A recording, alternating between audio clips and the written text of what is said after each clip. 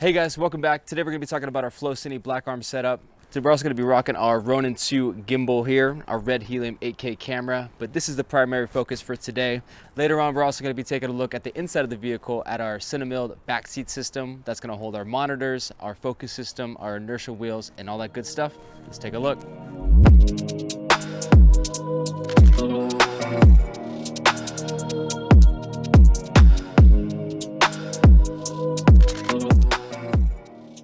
Alrighty guys, we're going to start with the cases. This is our Milwaukee packout system. In case number 1, we're going to have our T-handle Allen set and our 3/8 socket hex bits. We're going to have our M12 3/8 power ratchet, 3/8 socket hex bits and some spare parts, and some gloves. Going right into case number 2, we're going to have some safety straps, speedrail starter plus 360 and fixed Houdini speedrail clamps. The fixed Houdini speedrail clamp can be used independently or as a pair. The male side of the clamp features 4 safety pins. The female side of the clamp has various holes that can be positioned in 45-degree increments.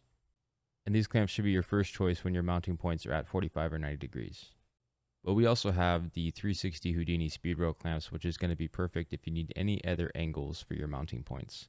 Still going to be really sturdy and provide little to no play. In addition, we could also add a 5/8 rod clamp to the Houdini, and we use that to rig the center support in our backseat system. Alright, so diving back into case number 2, we also have some ratchet straps and additional mounting items such as speedrail clamps and starters in various shapes and sizes.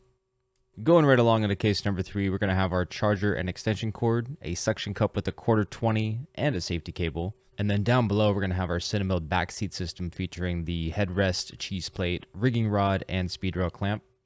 We're going to have glass cleaner, high quality cleaning cloth, and a 6-inch suction cup featuring a 5/8 baby pin, and we personally use that to hang one of our monitors. Alright, moving on to our last case, we have a pair of modern 10-inch suction cups with cheese plate, Cinemilled 10-inch and 6-inch rigging suction cups, and a Cinemilled trailer hitch, which is going to feature many rigging points as well as 2 speedrail receivers. Cinemilled dual speedrail adapter for the FlowCine Black Arm, and our Cinemilled truck bed speedrail starter kit, as well as a couple speedrail starters.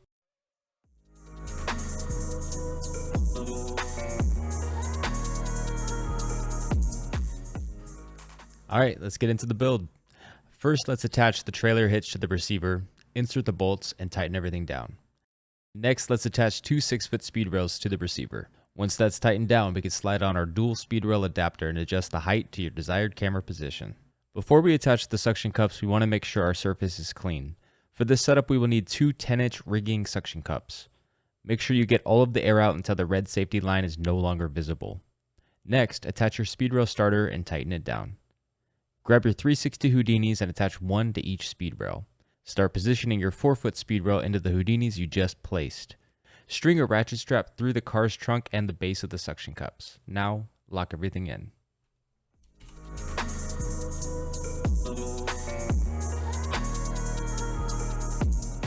Pull the black arm out of the case and attach it to the black arm speedrail adapter. Go ahead and tighten the springs on the black arm. In this case, we are using the dual spring adapter. Install the bump stops on the black arm adapter. Adjust your dampeners to make sure they don't max out at the top or the bottom position. You can now mount your Ronin to the black arm, lock it in, and attach the safety cable. Attach the Noto wheels transmitter. Once everything is built out, you can now balance your Ronin. Make any final adjustments to your springs, dampeners, and passive plates. Now it's time to build the backseat system.